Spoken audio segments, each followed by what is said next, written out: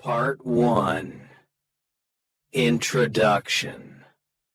Welcome, my dear friend, to the Christmas Miracle of Jonathan Toomey, written by Susan Wojciechowski. I'm so happy to share this story with you tonight. In this gentle and peaceful holiday season of ours, right now, you can allow the whole outside world to soften and keep only a quiet, tender space just for yourself. Find a position where your body feels completely at ease. Feel how the mattress gently holds you, almost whispering, "You can rest now. You're safe." If you'd like, slowly let your eyes close. Take a slow, deep breath in and let that cool, fresh air spread through your whole body. Then exhale softly, as if you're setting down everything heavy from your day. Breathe in warmth. Breathe out all your tiredness. Let your body relax a little more and a little more. Let your shoulders drop. Let your breath become slow and gentle, like the soft glow of a candle on a winter night. Let your heart settle, soften, and feel truly held by this tender evening. Outside, winter may be cold, but here, in this moment, you are surrounded by warmth, stillness, and the quiet comfort of snow drifting softly past the window. Tonight, there is nothing you need to do, nothing to achieve, no strength you must force. Just listen and allow this small, warm Christmas tale to carry you gently, peacefully, wherever you need to go. And now, the journey begins slowly, quietly, and filled with a gentle sense of peace, made especially for you. Part 2. Christmas is coming outside. Winter has wrapped the little village in a soft blanket of white. Snowflakes drift down lightly, melting into the cold air like small blessings carried on the Christmas wind. Warm yellow lights glow from the windows of every home, spilling through the glass and filling the village with a tender breath of comfort in the frosty night. The stone path leading to the village square sparkles beneath the moonlight. Footsteps pressing into the snow make a soft, rhythmic sound, like the heartbeat of a peaceful winter evening. Sometimes the wind brings with it the scent of burning pine from nearby fireplaces, a scent that feels safe, protective, as if the village itself is gently embracing anyone who comes home to it. Not far away, voices of children practicing their Christmas songs rise like tiny stars blossoming in the dark sky.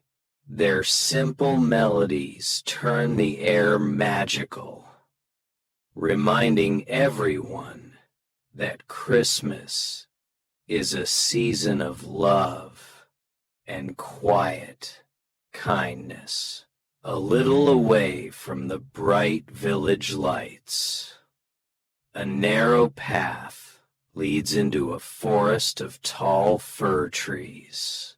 At the end of this path stands a small wooden house, silent and humble, with only one window glowing faintly with warm light. It doesn't stand out, yet it feels strangely inviting. And that is where our story is about to begin. Part 3. Jonathan Toomey, the woodcarver.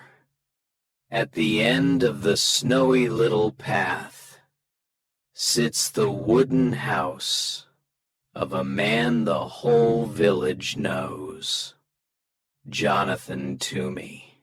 He is a gifted woodcarver, famous for hands that could turn rough pieces of wood into figures so full of life they looked as if they might breathe. And yet, despite his skill, villagers often called him by a familiar nickname, Gloomy Toomey. Jonathan had lived alone in that house for many years. He didn't like talking, didn't care for noise, and rarely offered anyone even the smallest smile. Each morning he rose early, lit the fire, and spent the entire day quietly working at his wooden table. No one knew much about his private life, but everyone sensed that a quiet sorrow clung to him like a thin veil of winter fog. People whispered that he once had a family, a gentle wife, and a small child, with a smile bright as morning sunlight.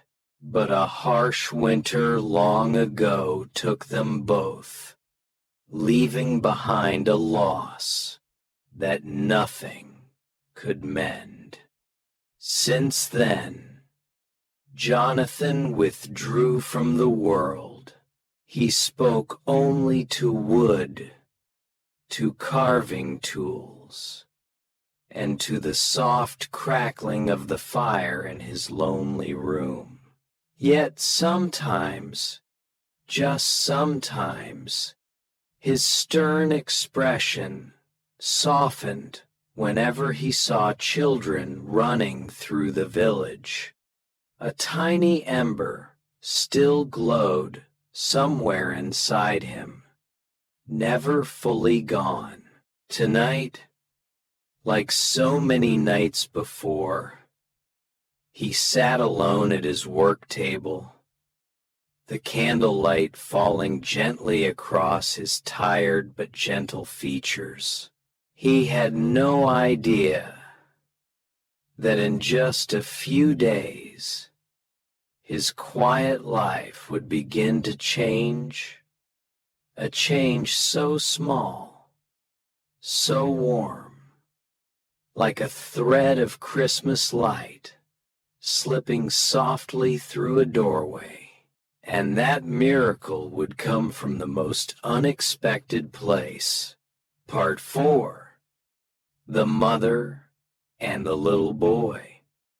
That afternoon, as snow fell thicker than usual, Jonathan was working at his table when he heard a soft knock at the door.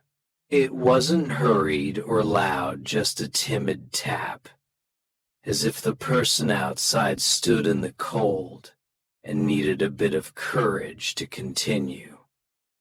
Jonathan frowned slightly, got up, and opened the door. On the doorstep stood a widowed mother and a little boy of about 7. The wind tugged at their scarves, and fresh snow still clung to their shoulders. The woman offered a gentle smile, though her eyes held a hint of worry. The boy looked both excited and shy, his cheeks rosy from the cold, his eyes sparkling like 2 tiny stars. "I'm sorry to bother you," the woman said softly, her voice warm but trembling from the winter air. "But the villagers told us that you are the finest woodcarver here." Jonathan remained silent for a moment. He wasn't used to company, and whenever someone appeared at his door, he always felt a bit awkward. Still, he nodded. "What do you need?" The woman opened the small basket she carried. Inside were several broken figurines, the last pieces of a nativity set that had belonged to her late husband. This set belonged to Thomas' father, she said, glancing at the boy. "It was lost and damaged when we moved homes. Thomas has been very sad. We were hoping you might be able to make another set like it." Thomas stepped closer to his mother, eyes wide and full of hope. He spoke softly, but clearly. "I remember every figure in the... Do you think you could make them look the same?" Jonathan looked at the broken pieces, then at the boy's earnest little face. Something in those innocent eyes made him hesitate, a feeling familiar yet distant, like a memory brushing gently against his heart. Outside, the winter wind stirred the fir trees, and in that quiet moment, none of them knew that this simple visit was the first doorway to a small Christmas miracle. Part 5. Beginning the work. After a moment of silence, Jonathan stepped aside and invited them in. The room glowed with light from the fireplace, illuminating tiny threads of sawdust floating in the warm air. Old pine wood, carving tools, unfinished pieces on the table. Everything felt rustic, simple, and strangely comforting. Thomas looked around with bright curiosity, while Jonathan tried his best to keep his usual stern expression. The woman placed the basket on the table gently. "If it's possible to finish before Christmas," she said softly, "Thomas would be so happy." The boy nodded quickly, his eyes shining with anticipation. Jonathan didn't answer at once. He picked up one of the broken figurines, turning it slowly in his hands.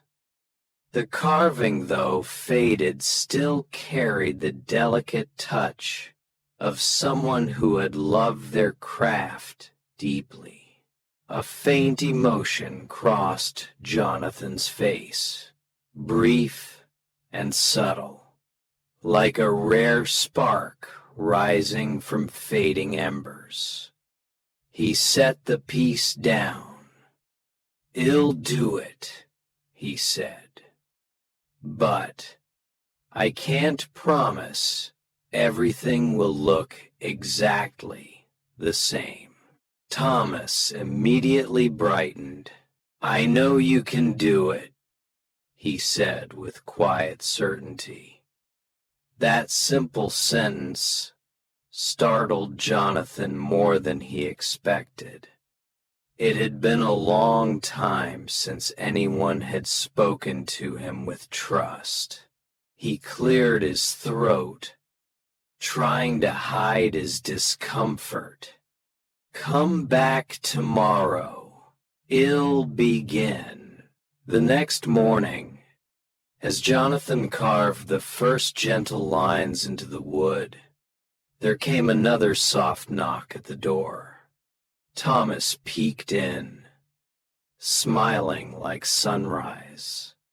"May I sit and watch?" "I promise I'll be quiet."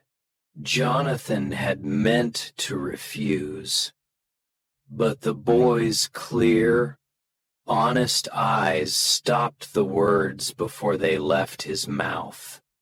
He pointed to a small chair beside the table. "Sit there. Don't touch anything." Thomas sat obediently, his small legs swinging. He watched every movement of Jonathan's hands, strong yet surprisingly tender, as they shaped the wood. Sometimes he tilted his head, trying to guess which character was about to emerge from the block of pine. In the warm quiet of that little wooden house, the sound of carving tools tapping softly mingled with the crackling of the fire, and something new, light as breath, began to drift quietly into the room. The first signs of a change no one yet realized was coming. Part 6. The warmth grows with each carving day. In the days that followed, Thomas arrived every morning, just as the sky was beginning to lighten. He stepped inside with cheeks rosy from the cold and eyes that sparkled as if carrying the soft winter light with him. At first, Jonathan kept his usual stern expression, but somehow, each time the boy entered the room, the air grew a little warmer, a little lighter. Thomas took his small seat beside the work table, placing his hands neatly on his lap so he wouldn't touch anything, just as Jonathan had instructed. He watched each stroke of the carving knife glide over the wood, tilting his head with innocent curiosity, as though he were trying to hear the soul of the wood awakening. One day, while Jonathan was shaping the face of Joseph, Thomas pressed his lips together thoughtfully before speaking softly. "Joseph looks a little sad. In the old set, he looked kind, almost like he was smiling." Jonathan paused. It wasn't criticism. It was a gentle memory, a whisper of something familiar. He exhaled quietly, adjusted the features, and handed the figurine back to Thomas. The boy beamed. Yes, that's him. It looks just right. Another time, when Jonathan was carving the stable's ox, Thomas tilted his head again. This ox looks a bit serious. It should feel warm and gentle, like a fireplace on Christmas Eve. A small laugh escaped Jonathan, quick and soft, but enough to make Thomas' legs swing happily beneath his chair. It had been so long since anyone had made him laugh. Day by day, the dusty little workshop became a place where small, warm moments quietly collected. Jonathan spoke about the types of wood which were soft, which were stubborn. Thomas spoke about his father, about the old nativity set, about the first time he touched the baby Jesus figurine as a child. And somewhere within those simple conversations, something quietly miraculous began to unfold. Jonathan's heart, once hardened by loss, started to soften, little by little, like pine warming beneath his hands. Neither of them said it aloud, but both could feel it. Christmas was bringing them something new, something gentle, something warm. Part 7. A Christmas miracle begins as the days passed. Snow gathered thick on rooftops and tall forest pines, and the Christmas spirit deepened quietly in the air. Inside Jonathan's wooden house, the fire glowed red each day, casting tiny dancing shadows of sawdust that looked like drifting stars. Every afternoon, the familiar rhythm of carving filled the room, steady, patient, but now threaded with soft laughter, innocent questions, and a warmth that spread like a quiet breath. One evening, snow fell so heavily it nearly hid the window. Thomas sat unusually still, watching Jonathan. After a long moment, he asked softly, "Do you ever feel sad at Christmas?" The simple question touched a place deep within Jonathan. He set the knife down, his hand trembling ever so slightly as old memories stirred. Instead of snapping, instead of turning away, he sat down across from the boy. "Yes," he said, his voice low and steady. "There were years when Christmas only reminded me of what I had lost." Thomas didn't try to fix it. He simply nodded, his young eyes soft with a wisdom beyond his age. In that silence, with snow falling outside, the fire crackling gently, and two hearts, one old, one young, resting beside each other, something tender filled the room. Jonathan breathed out, but this time the breath wasn't heavy. It felt like a door opening to let in a little Christmas light. But, he continued, lately I feel a little less sad. Perhaps because someone visits me every day. Thomas' eyes widened, and a smile spread across his face so bright it felt like it lit the whole room.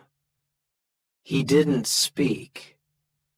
He simply inched a little closer to Jonathan, and that small, quiet moment, without bells or shining stars, was the true beginning of the miracle.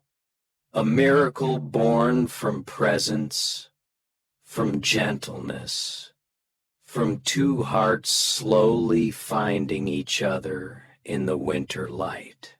A Christmas miracle just beginning to bloom. Soft, pure, and beautifully real. Part 8. The nativity set is complete as Christmas. Approached, snow blanketed the path to Jonathan's house. Inside, the fire burned steadily from morning until night, its warmth seeping gently into the wood he carved. The room was filled with a peaceful stillness, broken only by the soft, patient tapping of the carving tools. One afternoon, as darkness settled earlier than usual, Jonathan set down his knife and looked at the final piece on his work table. It was the baby Jesus, tiny, tender, carved with a love he hadn't expected to feel. He smoothed the polished surface with a gentle hand, his eyes softening with a warmth long held inside. Just then, the familiar knock sounded at the door. Thomas entered, cheeks rosy, eyes glowing like little flames. When he saw the table, he stopped his mouth opening in silent wonder. There, arranged in a perfect circle, was the completed nativity set. Mary, with her serene, motherly face, Joseph, with hopeful eyes, the ox and lamb, standing close, as if sharing their warmth, and at the center, the peaceful baby Jesus in his manger. Each piece held such delicate detail that it felt as though they carried the breath of the one who carved them. Thomas stepped forward, his eyes shimmering in the candlelight. "It looks exactly like my father's set," he whispered. "But maybe even more beautiful."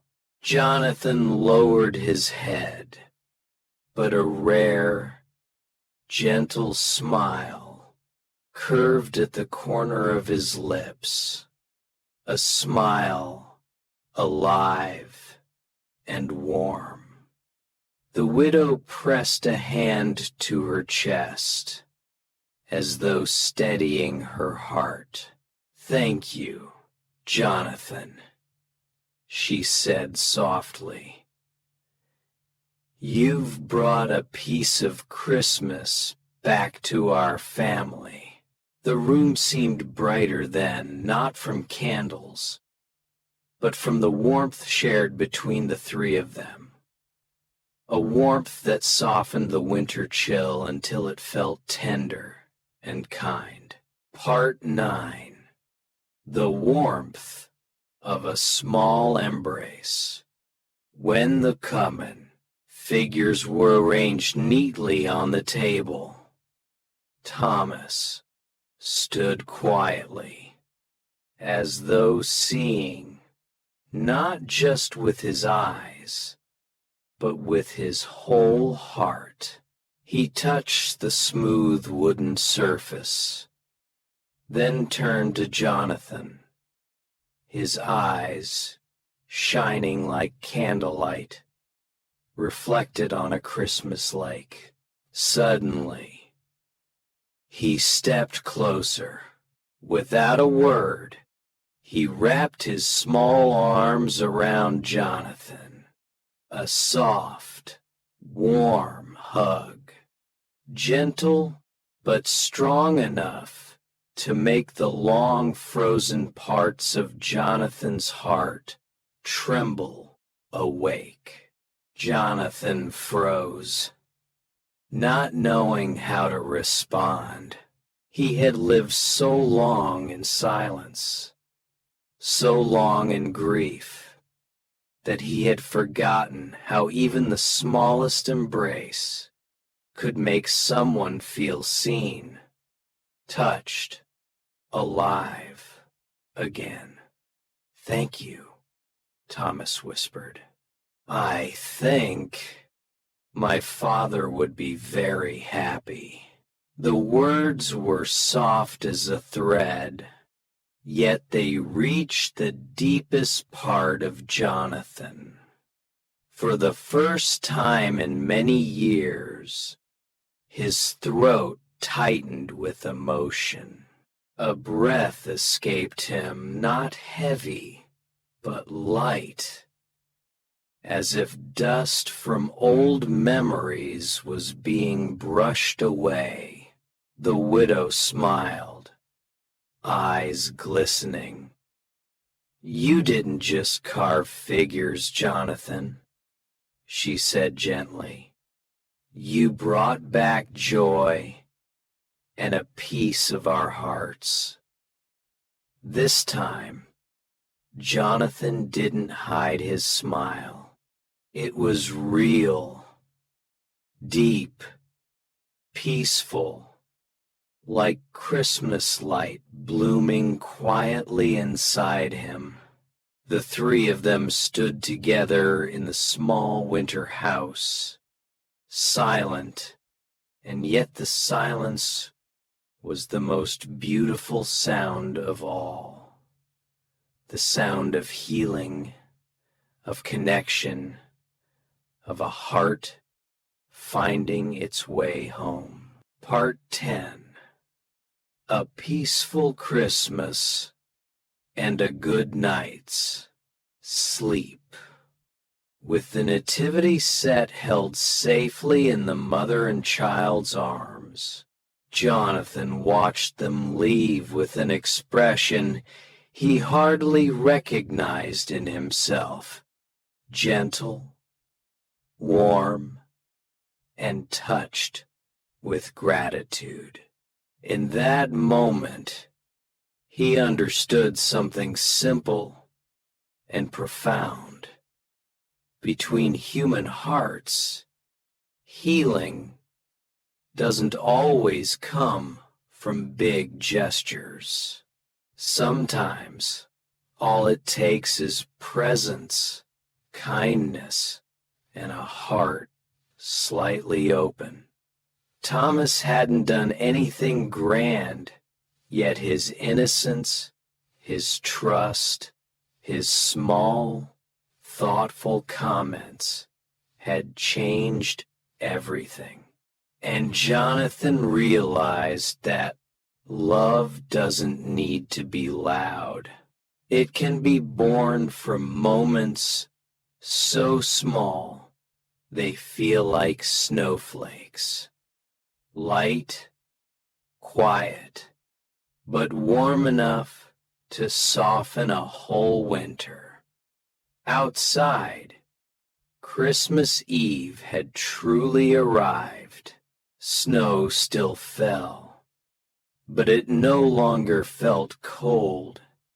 It danced in the moonlight like silver confetti. Homes across the village glowed with warm lights.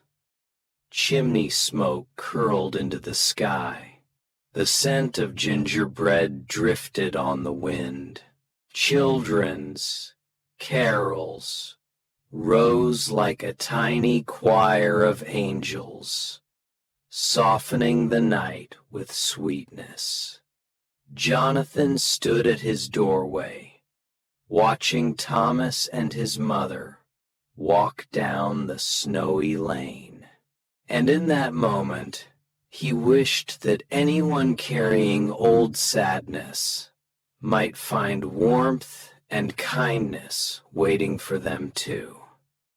That they might open their hearts, smile again, and have a Christmas night as beautiful as this one. A night filled with gentle light, with warmth, with the quiet presence of those we love. A night when your heart feels full, peaceful, and softly glowing. And now, as our story comes to a close, I invite you to relax even more. Let your eyes drift shut. Feel your breath slow down, soft as candlelight in an old cathedral. Christmas light is settling around you warm, healing, glowing like a tender embrace, holding you close. Tonight, you've gathered a little peace, a little love, a little Christmas brightness inside your heart. Carry it with you into your sleep, so that your night may be deeper, softer, and filled with gentle healing. I wish you the sweetest sleep. I wish your heart to stay warm, and may every Christmas in your life be as beautiful as you are. You are safe. You are loved. You are heard. You are allowed to rest in the glow of this holiday season and in the quiet beauty of your own soul. Let sleep come to you naturally, like falling snow, like Christmas light, like the gentle breath of a peaceful night. May your dreams be deep and your Christmas be warm as the candlelight now glowing softly in your heart. Rest peacefully and wake tomorrow with a light, gentle spirit. Thank you. I love you. Thank you. I love you. Thank you. I love you.